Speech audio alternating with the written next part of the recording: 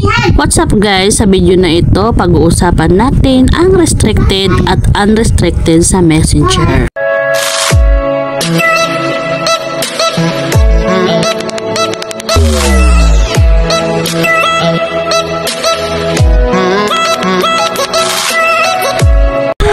Hello po madlang peeps, welcome back sa aking YouTube channel. It's me, Idisa DTV. Sa video na ito, isi-share ko po sa inyo ang restrict feature ni Messenger, kung paano nga ba mag-unrestrict. So, ano ang gamit ng restrict? Sa pamamagitan po ng pag-restrict, pwede nating ilagay sa restricted list ang isang sender or mga nagchat-chat sa atin sa Messenger. Para sa ganon, hindi na tayo makareceive ng notification mula sa kanila. Makaka-receive tayo ng messages pero mapupunta sa ibang lugar ng Messenger. For example, may mga taong panay send ng hindi kaaya-ayang messages sa Messenger, panay ang tawag, yung mga tipong walang importanteng sasabihin, 'di ba? Nakakairita po 'yun. At mga nangungulit, isa mo na yung makukulit, parehas lang naman 'yun. Lalo na po yung mga taga-ibang bansa, merong taga-ibang bansa na napaka mahisilan ng mga sinisend sa Messenger. Basta kung gusto mo na mag-hide ng isang person sa Messenger, pagkakataon mo na ito. Pwede naman po tayo gumamit ng block, pero ito para sa akin, ang paggamit ng pag-block ay nakakabastos at nakikita pa ng isang taong sender na blinak mo siya, which is nakaka-offend tayo. At least sa restrict, pag nagtampo ka sa isang tao at nawala yung tampo mo, pwede mo na siyang i-unrestrict. At maganda po talaga na restricted lang, at least makaka-receive pa kayo ng messages. Unless sa pag-block, goodbye kayo. Okay?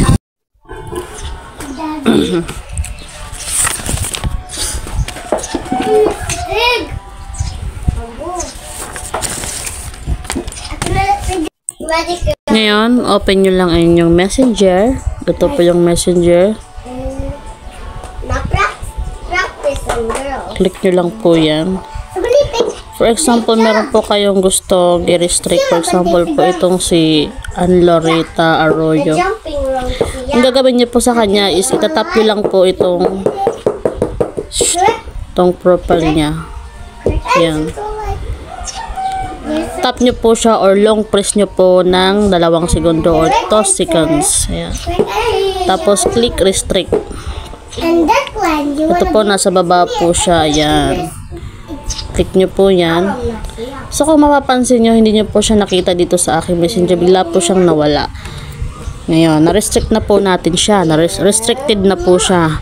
Ngayon, paano po siya i-unrestrict? So, ngayon pumunta po tayo sa ating profile. Ito po sa ating hanapin nyo po itong 3 line. Itong 3 line. Ayan. Tapos eto, click nyo po yan. Settings. Ayan, nandito po tayo. Then scroll down. Scroll down. Pasensya na po kayo, maingay. Then hanapin lang po ang privacy and safety. Ito siya. Ayan. Click nyo po yan. Tap. Tapos hanapin po ang, ito po siya, nandito po siya sa restricted accounts. Ito po yung restricted accounts. Ayan. Click nyo po yan. So ito po si Anlorita Arroyo. Madami na po ako na-restrict. Kasama si Nancy kasi nagtampo ako kay Nancy. Kasi ayaw niya po na napipikon po siya. So ito, click nyo po ating naghanap natin po yan si Anlorita Arroyo. Okay. Rainbows. So i-unrestrict na po siya. So dalawa po yung unrestrict po natin kasi hindi naman ako masyado nagtampo kay Nancy. Click na po natin si Anlorita Arroyo. So makikita nyo po, kapag naka-restrict na po yung yung tao na yon, makikita nyo pa rin yung conversation nyo. Ayan. So, click lang po natin ang continue. Yeah, you can do And it. then, Speaker man. ayan, nakalagay po sa kanya dyan, unrestricted. It's what to make pretty. You can make creeping colors. Oh, naibalik agad. Beautiful. Reply lang natin, wait. So good. Wrong, yun. Tapos ito si Nancy. Wrong. Unrestricted. Oh, diba? Ganyan lang kadali kung paano mag-unrestricted. Girl is the boy. He's not the Oh, girl. nandyan na sila. Boy. He got. That's a Diyan na si Nancy, si Ann Loretta Arroyo at si Nancy nasa babayan. okay, that's when Natingting na. So, ganun lang po kadali kung paano po mag-restrict and unrestricted sa mga taong ayaw nyong makita yung mga message nila. Ciao. Okay, bye-bye. Thanks for watching. Okay.